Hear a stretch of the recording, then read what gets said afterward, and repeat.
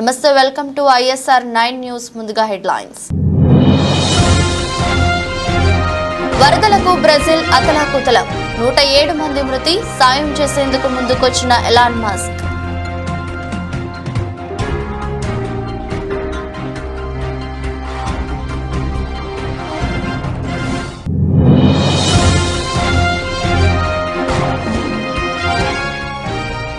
పదకొండు గంటలకు హనుమాన్ ఆలయంలో పూజలు, 1 గంటకు ప్రెస్ మీట్. తొలి రోజు బిజీగా కేజ్రీవాల్.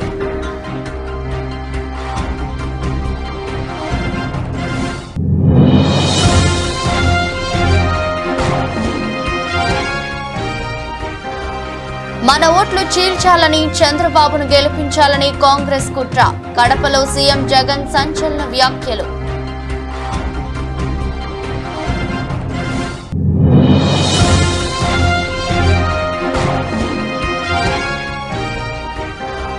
గొడవలు సృష్టించి హైదరాబాద్ పెట్టుబడులను గుజరాత్ తరలించే ప్రయత్నం చేస్తుంది. బీజేపీపై సీఎం రేవంత్ ఫైర్.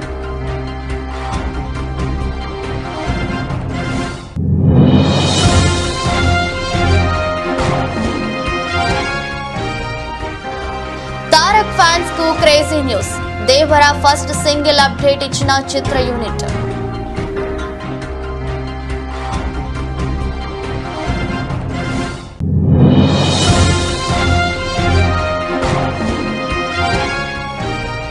అక్షయ తృతీయ అదుర్స్. ధరలు రికార్డు స్థాయిలో ఉన్న జోరుగా బంగారం అమ్మకాలు.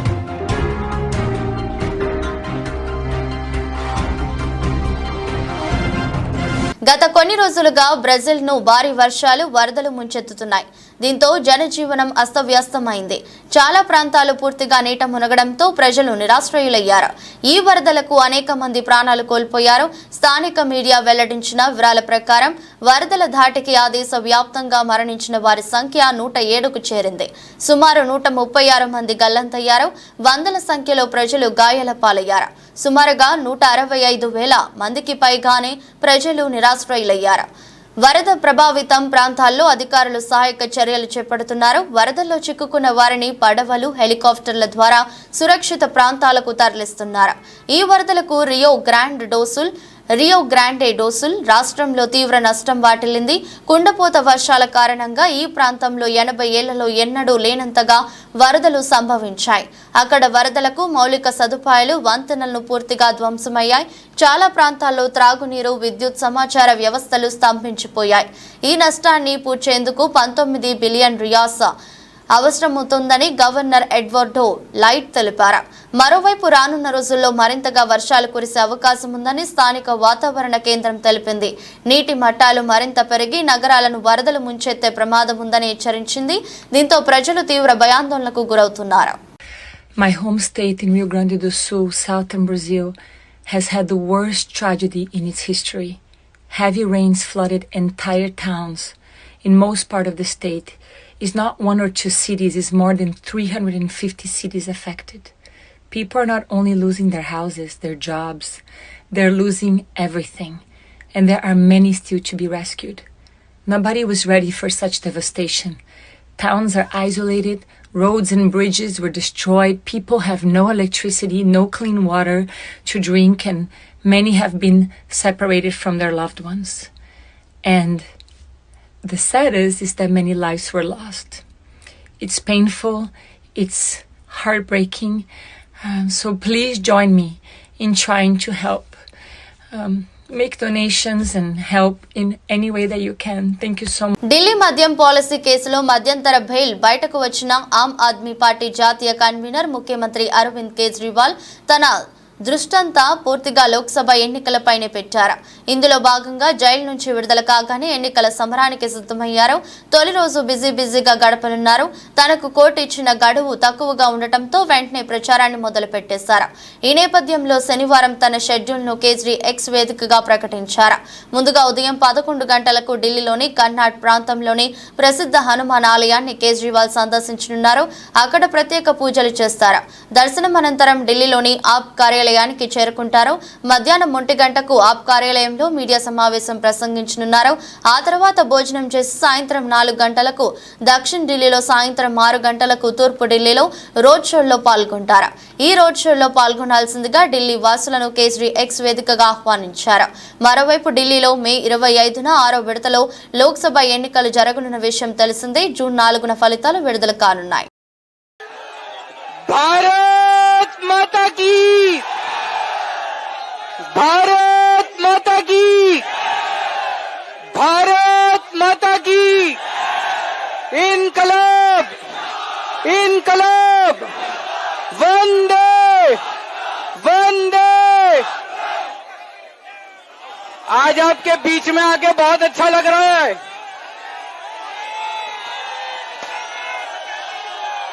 मैंने कहा था ना मैं जल्दी आऊंगा,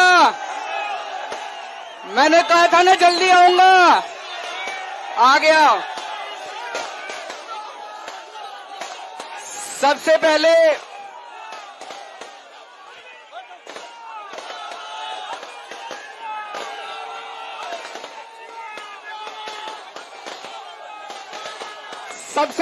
मैं हनुमान जी के चरणों में वंदना करना चाहता हूं। हनुमान जी के आशीर्वाद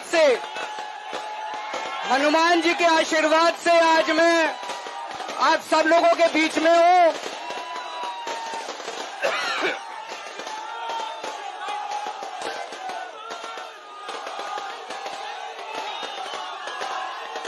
मैं आप सब लोगों का शुक्रिया अदा करना चाहता हूं। देश भर के करोड़ों करोड़ों लोगों ने अपनी दुआएं, अपना आशीर्वाद मुझे भेजा। मैं सुप्रीम कोर्ट के जजेस का शुक्रिया अदा करना चाहता हूं, जिनकी वजह से आज मैं आप लोगों के बीच में हूं। आप लोगों से एक ही निवेदन है, हमें सबको मिलके కడప ఎన్నికల ప్రచారంలో సీఎం జగన్ కీలక వ్యాఖ్యలు చేశారు. మైనార్టీలకు 4% రిజర్వేషన్లు ఉండాల్సిందేనన్న జగన్ మోదీ సభలో చంద్రబాబు ఇలా చెప్పగలరా అని నిలదీశారు. మైనార్టీ రిజర్వేషన్లకు వ్యతిరేకమని బీజేపీ చెప్తున్నా చంద్రబాబు ఎందుకు కూటమిలో కొనసాగుతున్నారని ప్రశ్నించారు. కడపలో రాజకీయ చైతన్యం ఉంటుందన్న జగన్ ఇండిపెండెంట్ ఎంపీగా పోటీ చేస్తే 5,45,000 ఓట్ల మెజారిటీతో గెలిపించారని తెలిపారు. నోటా కంటే తక్కువ ఓట్లు వచ్చిన వారితో కలిసిపోయిన వారా వైఎస్ఆర్ వారసులాలా అని మండిపడ్డారు. సీఎం జగన్ వైఎస్ఆర్ పేరును ఛార్జ్ షీట్లో పెట్టిన పార్టీ, నన్ను అన్యాయంగా 16 నెలలు జైల్లో పెట్టిన పార్టీ కాంగ్రెస్ అని ధ్వజమెత్తారు సీఎం జగన్. ఈ కాలాన్ని నాకు ఎవరు తిరిగిస్తారని జగన్ నిలదీశారు. ఎన్నికల కోసం నాన్న సమాధి దగ్గరకు ఢిల్లీ నుంచి వస్తారట అని ఎద్దేవా చేశారు. కాంగ్రెస్ కు ఓటు వేస్తే మన కళ్ళను మనం పొడుచుకున్నట్లే, కాంగ్రెస్ కు ఓటు వేస్తే మన ఓటును మనం చీల్చుకుని ఎన్డీఏను గెలిపించినట్లే అని ముఖ్యమంత్రి జగన్ అన్నారు. చంద్రబాబును గెలిపించేందుకు ఏపీలో కాంగ్రెస్ రంగప్రవేశం చేసింది. కాంగ్రెస్ కి ఓటు వేస్తే మన ఓట్లను చీల్చి ఎన్డీఏకు గెలిపించడం కాదా? చంద్రబాబు పగలు బీజేపీతో, రాత్రి కాంగ్రెస్ తో కాపురం చేస్తారు. రాజకీయాలు ఎంతగానో దిగజారిపోయాయి.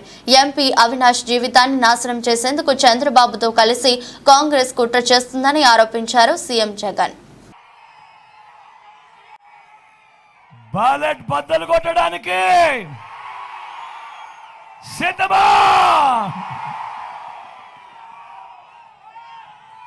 ఈ జరగబోయే ఈ ఎన్నికలు కేవలం ఎమ్మెల్యేలను, ఎంపీలను ఎన్నుకునేందుకు మాత్రమే జరుగుతా ఉన్న ఎన్నికలు కావు. ఈ జరగబోయే ఈ ఎన్నికలు రాబోయే 5 ఏళ్ల మీ ఇంటింటి అభివృద్ధిని, పథకాల కొనసాగింపును నిర్ణయించబోయే ఎన్నికలు ఈ జరగబోయే ఎన్నికలు. ఈ ఎన్నికల్లో జగన్కు ఓటు వేస్తే పథకాలన్నీ కొనసాగింపు, ఇంటింటి అభివృద్ధి, పేదవాడి భవిష్యత్తుకు భరోసా. అదే పొరపాటున చంద్రబాబుకు ఓటు వేస్తే పథకాలన్నింటికీ ముగింపు. మళ్ళీ మోసపోవటమే. ఇదే చంద్రబాబు చరిత్ర చెప్తా ఉన్న సత్యం. ఇదే సాధ్యం కాని హామీలతో ఆయన ఇచ్చిన మేనిఫెస్టోకు అర్థం. ప్రతి ఒక్కరూ కూడా గుర్తు పెట్టుకోమని మిమ్మల్ని అందరినీ కూడా కోరుతా ఉన్నా. చంద్రబాబుకు ఓటు వేయడము అంటే దాని అర్థం కొండ చిలువ నోట్లో తలబెట్టడమే అన్నది ప్రతి ఒక్కరూ కూడా జ్ఞాపకం పెట్టుకోమని కోరుతా ఉన్నా.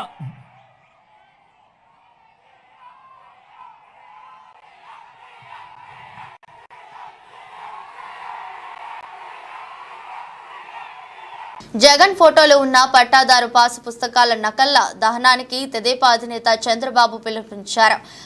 శుక్రవారం నిర్వహించిన ప్రజాగలం సభలో ఆయన మాట్లాడారు. శనివారం సాయంత్రం 4 గంటలకు విధుల్లోకి వచ్చి కాపీలు తగలబెట్టాలని కోరారు. తమ ప్రభుత్వం అధికారంలోకి రాగానే ల్యాండ్ టైటిలింగ్ యాక్ట్ చట్టాన్ని రద్దు చేస్తామని హామీ ఇచ్చారు. పట్టాదారు పాసు పుస్తకాలపై జగన్ బొమ్మ ఎందుకని ప్రశ్నించారు. కూటమి ప్రభుత్వం రాగానే రాజముద్రతో వాటిని అందిస్తామన్నారు. ఒక ఐఏఎస్ ఆఫీసర్ 35 సంవత్సరాలు ఉద్యోగం చేసిన ఆఫీసరు నిన్న ఒక ట్వీట్ పెట్టాడు. నేను ఆంధ్రప్రదేశ్ ల్యాండ్ టైటిలింగ్ యాక్ట్కి ప్రత్యక్ష బాధితుడిని. కృష్ణా జిల్లా విన్నకోట గ్రామంలో చనిపోయిన నా తల్లిదండ్రుల పట్టా భూముల్ని ముటీషన్ చేసేదానికి రెవెన్యూ అధికారులు నిరాకరించారు. తహసీల్దార్ నా దరఖాస్తులు తిరస్కరించారు. ఆర్డీఓ పోస్ట్ ద్వారా పంపిన పత్రాలు తెరవకుండానే తిరిగి ఇచ్చేశారు. నా తల్లిదండ్రుల భూములపై నాకు హక్కు లేకుండా చేస్తున్నారు. ఐఏఎస్ అధికారిగా 36 సంవత్సరాలు పనిచేశాను. ఆంధ్రప్రదేశ్ రాష్ట్రానికి సేవలు అందించాను. ఒక అధికారికి ఈ బాధలుంటే సామాన్య రైతుల బాధలేంటని ఒక మెసేజ్ పెట్టాడు. మాజీ రెవెన్యూ సెక్రటరీకే ఈ పరిస్థితి, చీఫ్ సెక్రటరీకే ఈ పరిస్థితి. అందుకే నేను మిమ్మల్ని అడుగుతున్నా, ఈరోజు మీరందరిలో కూడా స్ఫూర్తి రావాలి. మన మధ్య విభేదాలు సృష్టించే వారిని ఓడించండి అని పిలుపునిచ్చారు తెలంగాణ సీఎం రేవంత్ రెడ్డి. హైదరాబాద్ పార్లమెంట్ కాంగ్రెస్ అభ్యర్థిని గెలిపిస్తే అద్భుతమైన అభివృద్ధి చేసే బాధ్యత నాది అని సీఎం రేవంత్ రెడ్డి హామీ ఇచ్చారు. 400 ఏళ్ల పాత బస్తీ పేరు ప్రఖ్యాతలు పెరగాలంటే కాంగ్రెస్ అభ్యర్థి సమీర్ వలీవుల్లా గెలవాలన్నారు. మనుషులు మతాల మధ్య విభేదాలు సృష్టించి గెలవాలని బీజేపీ ప్రయత్నిస్తుందని రేవంత్ రెడ్డి ఆరోపించారు. ఎస్సీ, బీసీ, ముస్లిం రిజర్వేషన్లు ప్రమాదంలో ఉన్నాయన్నారు. ఎంఐఎంని గెలిపించడం వల్ల హైదరాబాద్ కు ఎలాంటి ఉపయోగం లేదన్నారు. హైదరాబాద్ కు మెట్రో తీసుకొచ్చింది కాంగ్రెస్ పార్టీ అని చెప్పారు. మోదీ, ఓవైసీ పాత బస్తీకి మెట్రో తీసుకురాలేకపోయారని అన్నారు. గోషా మహల్ కార్నర్ మీటింగ్ లో సీఎం రేవంత్ రెడ్డి మాట్లాడారు. 10 ఏళ్లు అధికారంలో ఉన్న బీజేపీ పాత బస్తీకి మెట్రో ఎందుకు తీసుకురాలేదు? మూసీ ప్రక్షాళనకు మోదీ ఒక్క పైసా కూడా ఇవ్వలేదు. 6 గ్యారంటీల్లో 5ంటిని అమలు చేశాం. ఆర్టీసీలో మహిళలకు ఉచిత ప్రయాణం కల్పించాం. 500కే గ్యాస్ సిలిండర్ ఇచ్చాం. ఆరోగ్యశ్రీ పరిమితిని 10 లక్షలకు పెంచాం. పాత బస్తీ ప్రజలు ఆలోచించాలి, మార్పు తీసుకురావాలి. హైదరాబాద్ కాంగ్రెస్ అభ్యర్థిని గెలిపిస్తే అభివృద్ధి చేసే బాధ్యత నాది. 20 ఏళ్లుగా హిందూ ముస్లింల మధ్య ఎలాంటి గొడవలు లేవు. మత సామరస్యం వల్లనే హైదరాబాద్ లో ఐటీ సంస్థలు వచ్చాయి.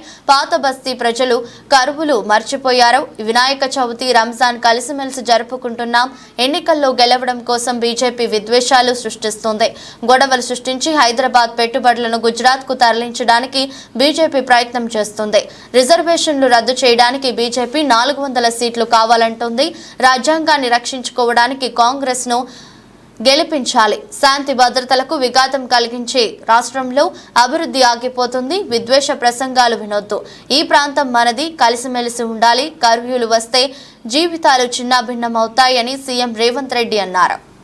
నిజంగానే బీజేపీ మత విద్వేషాలు రెచ్చగొట్టి రేపు రాబోయే ఎన్నికల్లో 5, 6, 7 ఎంపీలు గెలిస్తే ఈ రాష్ట్రంలో ప్రభుత్వం ఏర్పాటు చేయాలని మతాల మధ్యలో, మనుషుల మధ్యలో చిచ్చు పెట్టి కత్తులతో పరుచుకుంటే పెట్టుబడులు వస్తాయో ఉన్నాయి తరలిపోతే మన భూములేం కావాలి, మన బతుకులేం కావాలి, మన ఉద్యోగాలేం కావాలి, మన పరిశ్రమలు ఎటు పోవాలి? మిత్రులారా, బీజేపీ గెలవడానికి రాష్ట్రాన్ని సర్వనాశనం చేసుకుందామా? ఆలోచన చెయ్యండి, చెప్పండి. అర్లమ్మని ఎంపీ చేయడానికో ఎవరినో విశ్వేశ్వరరెడ్డిని కేంద్ర మంత్రిని చెయ్యడానికో ఈటెల రాజేందర్ గారికి అధికారంలో కుర్చీలో కూసబెట్టడానికో రాష్ట్రాన్ని బలిద్దామా? ఇవాళ ఆలోచన చేయండి. ఇది ఎన్నికలు కాదు. ఈ ఎన్నికలను అడ్డం పెట్టుకొని మనుషుల మధ్యలో విషం చిమ్మించి మనుషుల మధ్యలో గోడలు కట్టి తెలంగాణను ఎడారిగా మార్చి తెలంగాణను పడావు పెట్టి ఇవాళ తెలంగాణ ప్రజల ప్రాణాల మీద నరేంద్ర మోడీ గారు ఢిల్లీలో గద్దెనెక్కాలనుకుంటున్నారు. గుజరాత్ ఏమో బాగుండాలి, గుజరాత్లో ఏమో పెట్టుబడులు ఉండాలి, తెలంగాణలో మాత్రం కత్తులతో పొడుచుకోవాలి, ఇక్కడ ప్రజలు జావాలి, ఇక్కడ నిరుద్యోగంతో మనం మలమల వాడాలనా? చంద్రబాబు నాయుడు పచ్చి మోసగాడు. మాజీ ఎంపీ జి హర్ష కుమార్. దళితులంటే చంద్రబాబుకు ఇష్టం ఉండదు, మరీ ముఖ్యంగా మాలకులం అంటే మరీ వ్యతిరేకమని అమలాపురం మాజీ ఎంపీ జి హర్ష కుమార్ ఆవేదన వ్యక్తం చేశారు. మాలలు ఎవరు చంద్రబాబుకు ఓటేయకండి, వేస్తే మీ ఇష్టం. హర్ష కుమార్ ఎస్సీ వర్గీకరణ విషయం వస్తే చంద్రబాబు నీవు సీఎం ఎలా అవుతావు? సీఎం కాలేవు. హర్ష కుమార్ బీజేపీతో పొత్తు పెట్టుకుని దళితులు ముస్లింల మనోభావాలు దెబ్బతీస్తున్నాం. హర్ష కుమార్. అందరికీ నమస్కారం. నేను ముఖ్యంగా దళితులందరికీ విజ్ఞప్తి చేస్తూ ఉన్నాను. ఆంధ్రప్రదేశ్లో ఉన్న దళితులందరికీ నేను తెలుగుదేశం మేనిఫెస్టో చూశాను. తెలుగుదేశం మేనిఫెస్టోలో మొట్టమొదటి పాయింట్ నెంబర్ 1 ఏముందంటే వర్గీకరణ చేస్తాను, జిల్లాల వారీగా వర్గీకరణ చేస్తాను. నేను చూసి ఈయన పిచ్చెక్కిందా చంద్రబాబు నాయుడు గారికి, లేకపోతే మళ్ళీ 2 కులాల మధ్య విద్వేషాలు పెట్టి ఓట్లు ఇంతకుముందు దండుకున్నట్టు మళ్ళీ ఓట్లు దండుకున్నకి నాటకం మొదలుపెట్టాడా అని అనిపించింది. ఎందువల్లంటే ఇంతకుముందు వర్గీకరణ చేశాడు, సుప్రీంకోర్టు కొట్టేసింది. మోడీ లాంటివాడు సుప్రీంకోర్టు నిర్ణయం గురించి ఎదురు చేస్తున్నాం, ఏదో కమిటీ వేసామని నేషనల్ లెవెల్లో ప్రైమ్ మినిస్టర్ చెప్తా ఉంటుంటే, లోకల్గా ఈ రాష్ట్రానికి ఎస్సీ సబ్జెక్ట్ అంటే ఇది రాష్ట్రానికి కేంద్రానికి సంబంధించిన సబ్జెక్టు. దాంట్లో ఏకపక్షంగా నేను ముఖ్యమంత్రిని అయితే, అసలు ముఖ్యమంత్రి ఎందుకు అవుతావు నువ్వు? వర్గీకరణ సబ్జెక్టు ముట్టుకున్న తర్వాత నువ్వు ముఖ్యమంత్రి అవ్వవు. నువ్వు ఈ రాష్ట్రంలో ఉన్న ఎక్కువ మంది, ఈ రాష్ట్రంలో ఎక్కువ సంఖ్యాబలం కలిగిన కులం ఏదన్నా ఉందంటే అది మాలకులం. మాలకులం మొత్తం వర్గీకరణని వ్యతిరేకిస్తుంది. ఎందువలన వ్యతిరేకిస్తుందంటే మాలకులం బాగుపడిపోతుందని వ్యతిరేకించట్లేదు. దళితులందరూ కలిసి ఉండాలి, దళితులందరూ కలిసి ఉన్నప్పుడే రాజ్యాధికారం సాధించగలుగుతాము అన్న ఒక ఉద్దేశంతో మాలకులం స్థిరంగా నిలబడి ఉంది. నువ్వు ఈ వర్గీకరణ చిచ్చు పెట్టి మాలగల్ని మాదిగల్ని విడదీసి మాదిగ ఓట్లని ఓట్ బ్యాంకు చేసుకుందామన్న ఉద్దేశంతో కుట్రలు పంపుతున్నామని తెలుసు.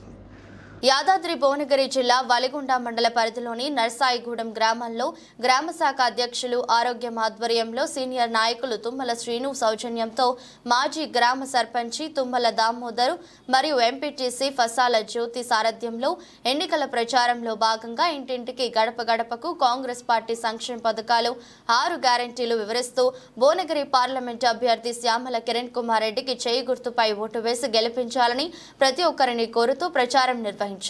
ఈ కార్యక్రమంలో ఇన్సెంటివ్ సంతోష, మికెల్, బాల చౌరి, జాండు కాటా క్రాంతి, పసల శ్రీదేవి, కాటా మంజుల, బోజప్ప, ఆరోగ్యం, బాలరాజు అధిక సంఖ్యలో కార్యకర్తలు పాల్గొన్నారు. ఎంపీ ఎలక్షన్ ప్రచారంలో యాదాద్రి జిల్లా బొని కాన్స్టిట్యూన్సీ నర్సేవన గ్రామంలో ఇంటిని ప్రచారం చేస్తున్నాము. గతంలో అనిల్ రెడ్డి అని ఎమ్మెల్యే అత్యధిక మెజార్టీ 1,00,000 మెజార్టీ పైన గెలిపించినందుకు చాలా కిరణ్ కుమార్ రెడ్డి అంతకంటే ఎక్కువ మెజార్టీతో గెలిపిస్తామని తెలియజేస్తున్నాము. మరి ఎంపీ గారిని గెలిపించుకుంటే ఎమ్మెల్యే గారు కూడా బలం ఉంటుంది. సెంటర్లో కూడా అత్యధిక ఫండ్స్ వస్తాయి. మన బొని కాన్స్టిట్యూన్సీ కూడా అత్యధిక బొని కాన్స్టిట్యూన్సీ కూడా ఎక్కువ ఫండ్ వచ్చి మన ఊర్లో అభివృద్ధి చేసుకున్నాం. గాలివానకు కింద పడిన వైసీపీ ఫ్లెక్సీని తీసి పక్కన పెడితే ఎమ్మెల్సీ అనంతబాబు అనుచరులు వైసీపీ కార్యకర్తలు టీడీపీ కార్యకర్త అయిన వికలాంగుడిని దుష్ప్రచారాలతో వైసీపీ కార్యకర్తలు తీవ్రంగా కొట్టడంపై ఎమ్మెల్సీ అనంతబాబుపై ఎలక్షన్ కమిషన్ కు పోలీసు శాఖకు ఫిర్యాదు చేయడం జరుగుతుందని రంపచోడవరం అసెంబ్లీ ఎమ్మెల్యే అభ్యర్థి మిరియాల శిరీష అన్నారు. అల్లూరు జిల్లా రంపచోడవరం నియోజకవర్గం అడ్డతీగల్లో ఏర్పాటు చేసిన మీడియా సమావేశంలో ఎమ్మెల్యే అభ్యర్థి మిరియాల శిరీష మాట్లాడుతూ ఎన్నికల ప్రచారంలో భాగంగా అడ్డతీగల ఎల్లవరం గ్రామాల్లో తమ కార్యకర్తలు ప్రచారం ముగించుకుని వెళ్తుండగా తమ కార్యకర్తలు అనంతబాబు ఇంటి వద్దకు వచ్చేసరికి గాలివానకు పక్కనే ఉన్న వైసీపీ ఫ్లెక్సీ కింద పడటంతో తమ కార్యకర్త అయిన వికలాంగుడు గిరిజనుడు మిరియాల రాంబాబు ఆ ఫ్లెక్సీని పక్కన పెడుతున్న సమయంలో అక్కడే ఉన్న వైసీపీ కార్యకర్తలు ఎమ్మెల్సీ అనంతబాబు అనుచరులు ఆ ఫ్లెక్సీని కాలితో తన్నుతున్నారు అన్న నేపథ్యంతో ఆ వికలాంగులపై దాడి చేసి భయభ్రాంతులకు గురి చేశారని పక్కనే ఉన్న కార్యకర్తలు ఎదురు తిరగడంతో అనంతబాబు అనుచరులు అందరిపై దాడి చేశారని ఈ విషయమై రాష్ట్ర ఎన్నికల కమిషనర్ కు పోలీసు ఉన్నతాధికారులు ఫిర్యాదు చేయడం జరిగిందని తెలిపారు. అడ్డదిగల గ్రామం నుంచి ప్రచార నిమిత్తం నా కార్యకర్తలందరూ పర్మిషన్ తీసుకొని అడ్డదిగల గ్రామం నుంచి గొంటువనిపాలెం వరకు పర్మిషన్ తీసుకొని ఇంటింటి ప్రచారానికి వెళ్ళడం జరిగిందండి. అయితే ఈ ప్రచారంలో భాగంగా ఎల్లవరం గ్రామంలో కూడా మా కార్యకర్తలందరూ కూడా ప్రతి ఇంటింటికి వెళ్ళి మన తెలుగుదేశానికి అదేవిధంగా ఉమ్మడి పొత్తులో భాగంగా ఉన్నటువంటి అభ్యర్థులకి ప్రచారం చేయడం జరిగింది. అంతా సానుకూలంగా జరుగుతున్న పరిస్థితిలో ఒక కార్యకర్త మిరియాల రాము అని వెలమలకోట గ్రామానికి చెందినటువంటి నా తమ్ముడు, ఆయన అనంతబాబు ఇంటి ముందుకు రాగానే పెద్ద గాలి అది రావడం వల్ల అతను ఫ్లెక్సీ పక్కకు పడిందని తీసి పక్కన పెట్టడం వల్ల ఆ లోపల నుంచి వచ్చినటువంటి అనంతబాబు వ్యక్తులు గన్మెన్లో లేకపోతే ఎవరో వచ్చేసి ఆ పిల్లోడిని తీసుకుని వెళ్ళి లోపలికి చాలా దారుణంగా కొట్టినటువంటి పరిస్థితులు. ఆ అబ్బాయిని ఎందుకు కొడతా ఉన్నారని మా అమ్మాయిని అడ్డుకుంటే మా అమ్మను కూడా చాలా దారుణంగా హింసించారు. ఎలా అంటే జాకెట్ అది చింపి ఇద్దరు మహిళలను కూడా చాలా దారుణంగా వేధించి కొట్టడం జరిగిందండి. సత్యసాయి జిల్లా కదిరి రూరల్ మండల పరిధిలోని ఎన్డీఏ కూటమి అభ్యర్థి కందుకుంట వెంకట ప్రసాద్ ఎన్నికల ప్రచారంలో విస్తృతంగా పర్యటిస్తున్నారు. ఈ ఎన్నికల ప్రచారంలో సైకిల్ గుర్తు కోటు వేయాలని ప్రజలను అభ్యర్థించారు. కందుకుంట వెంకట ప్రసాద్ ను గ్రామ ప్రజలు తమ అభిమానాన్ని నాయకుడిని ఘనంగా ఆహ్వానించి ప్రజలు తమ అభిమానాన్ని చాటుకున్నారు. ఈ కార్యక్రమంలో టీడీపీ, జనసేన, బీజేపీ నాయకులు, కార్యకర్తలు పెద్ద సంఖ్యలో పాల్గొన్నారు. భగమండుతున్న ఆంధ్ర రాష్ట్రమా, వెలుగులన్నీ వెలివేసిన అంధకారమా, రణరణ రంగమైన రామరాజ్యమా, పగపడ్డ తెలుగు నేల దక్క గీతమా, కంటి నిండా నీళ్లతో గొంతు తడుపుకోకుమా, ఇంటి చలగ చేతిలో ఇంకుతున్న తేజమా, ఆత్మగౌరవం కోసం ఎదురు తిరిగి సాగుమా, ఒక్క అవకాశం చేసెను మోసం. నమస్తే, welcome to AP news. Satyasai జిల్లా కదిరి నియోజకవర్గం ఎన్డీఏ కూటమి ఎమ్మెల్యే అభ్యర్థి Kandikunta Prasad land titling act పై మీడియా సమావేశం నిర్వహించారు. దేశంలోనే ఎక్కడా లేని విధంగా జగన్మోహన్ రెడ్డి గారు ఆయన ప్రభుత్వంలో ల్యాండ్ టైటిలింగ్ యాక్ట్ తీసుకొచ్చినటువంటి పరిస్థితి. దేశంలో మరే ఇతర రాష్ట్రాల్లో కూడా ఈ చట్టం లేదు. మరి ఈ చట్టం చేయడానికి జగన్ రెడ్డి ఎందుకు తొందరపడ్డాడంటే, మొదటిగా ఈ చట్టం అనేది 2023 అక్టోబర్ 31వ తారీఖు అమల్లోకి వచ్చినట్టు రాష్ట్ర ప్రభుత్వం చెప్తా ఉంది. దీన్ని జీవో నెంబర్ 512 ద్వారా తీసుకొచ్చినట్టు తెలియజెప్తా ఉంది. ఏపీ ల్యాండ్ అథారిటీని కూడా ఏర్పాటు చేసినామని కూడా చెప్పుకొస్తా ఉంది. దానికి ఒక చైర్మన్, కమిషన్ సభ్యులను నియమిస్తూ 23 డిసెంబర్ 29న మళ్ళీ ఆర్డర్స్ ఇస్తారు. ఈ భూపక్ష చట్టం పైన ప్రజల్లో తీవ్ర వ్యతిరేకత రావడంతో ఇంకా దీనికి పూర్తిగా గైడ్ లైన్స్ ఫ్రేమ్ చేయలేదని మాట్లాడతారు. Gujarat Titans Chennai super Kings లో జరిగిన ఐపీఎల్లో గమ్మత్తు ఘటన చోటు చేసుకుంది. ఎంఎస్ ధోని అభిమాని ఒకరు మైదానంలోకి దూసుకువచ్చిన అతనికి పాదాభివందనం చేశారు. చెన్నై జట్టు చేజింగ్ చేస్తున్న సమయంలో ఈ ఘటన చోటు చేసుకుంది. చివరి ఓవర్లో ధోని బ్యాటింగ్ చేస్తున్న సమయంలో ఓ అభిమాని సడన్ గా గ్రౌండ్ లోకి దూసుకువచ్చాడు. ఆ సమయంలో ధోని క్రీజ్ నుంచి పరిగెత్తుతున్నట్లు కాస్త నటించాడు. అక్కడ ఉన్న ఫీల్డ్ అంపైర్ కూడా ధోని ఫ్యాన్ ను అడ్డుకునే ప్రయత్నం చేశాడు. కానీ పరుగులు తీస్తూ వచ్చిన అభిమాని ధోని ముందు మోకరిల్లాడు. పాదాభివందనం చేశాడు. ధోని కూడా అతన్ని పైకి లేపి హత్తుకున్నాడు. ఆ తర్వాత సెక్యూరిటీ గ్రౌండ్ లోకి వచ్చి అభిమానాన్ని తీసుకెళ్లారు. దీనికి సంబంధించిన వీడియో వైరల్ అవుతోంది. ఈ మ్యాచ్ లో గుజరాత్ జట్టు 35 రన్స్ తేడాతో విజయం సాధించింది.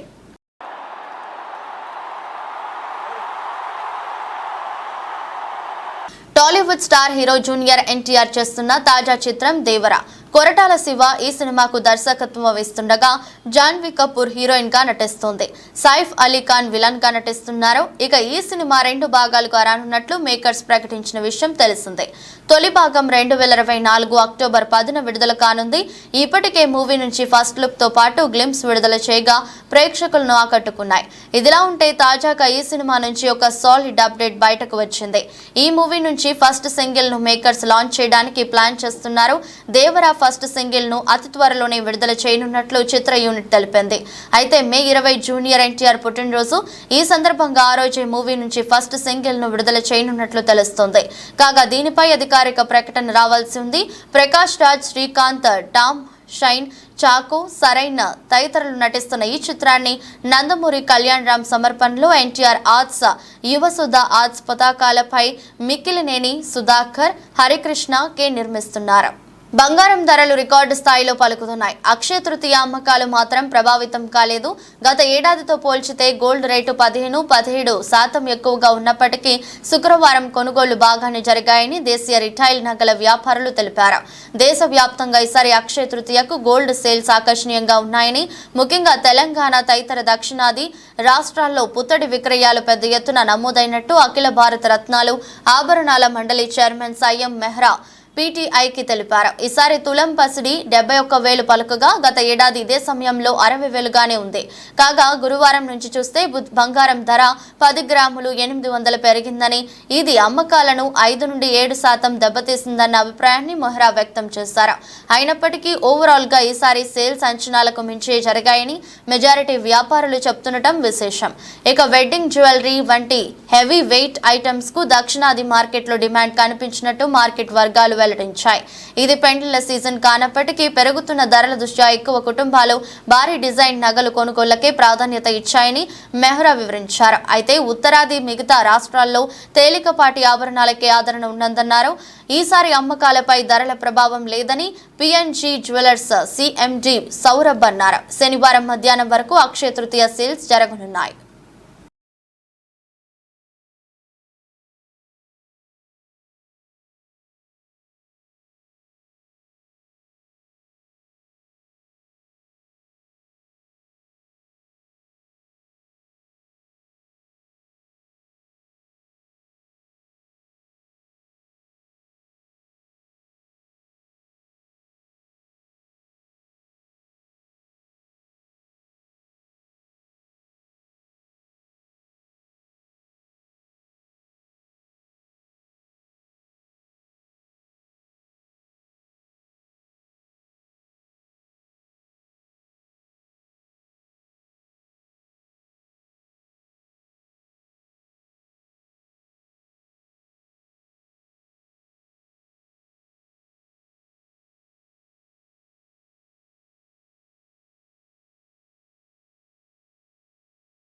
వార్తలు ముగించే ముందు మరోసారి హెడ్లైన్స్. వరదలకు బ్రెజిల్ అతలాకుతలం, 107 మంది మృతి, సాయం చేసేందుకు ముందుకొచ్చిన ఎలాన్ మస్క్.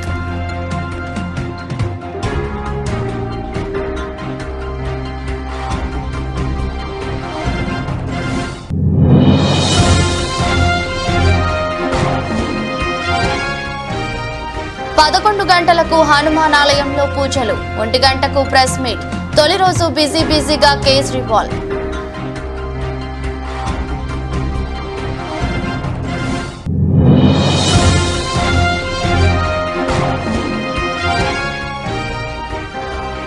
మన ఓట్లు చీల్చాలని, చంద్రబాబును గెలిపించాలని కాంగ్రెస్ కుట్ర. కడపలో సీఎం జగన్ సంచలన వ్యాఖ్యలు.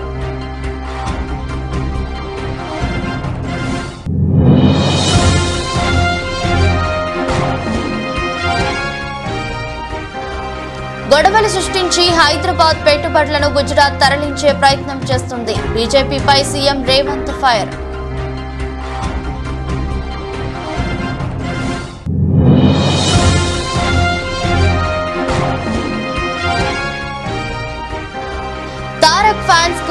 AP news.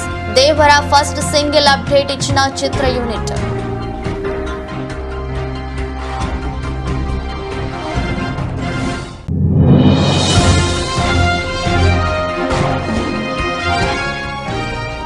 అక్షయ తృతీయ అదుర్స్. ధరలు రికార్డు స్థాయిలో ఉన్న జోరుగా బంగారం అమ్మకాలు.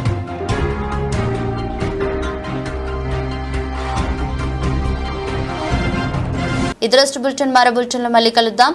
అంతవరకు సెలవు. నమస్కారం.